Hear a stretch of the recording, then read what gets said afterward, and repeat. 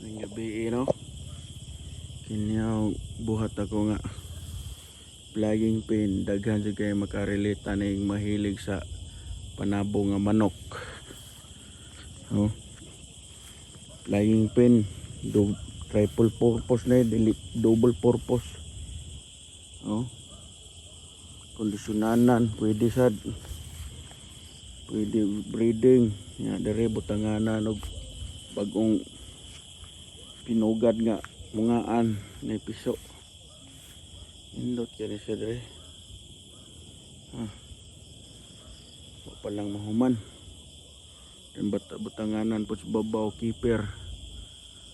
Ora siya kuan. Butangan panindig atop nga butang nga pag dos kataas. Tanga atop. Magkondisyon. Nindot kaya yung pagkabutang sa manok babaw ubos dari ubos ko. Magkondisyon ka butang babaw lakaw-lakaw siya. Tangan pa ni dari ko extend murag dos andanas daghan kinig purpose niya ko ana tayong pinya na extend niya nga nagbagong pinugad lang mahuman.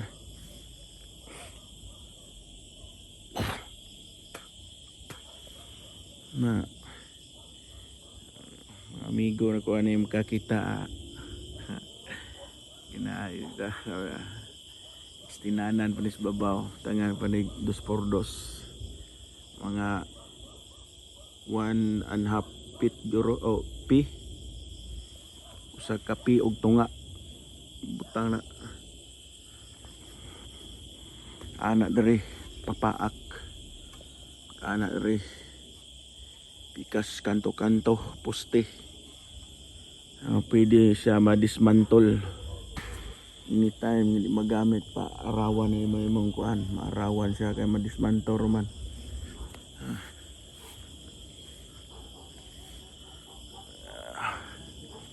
Ano sa babaw tangana no tangan mong manok kondisyon kag manok may kung laka walking niya da babaw pwede sa bagong pugad o mga piso nga daghan kinuha na butang babaw ayos kayo ora to no.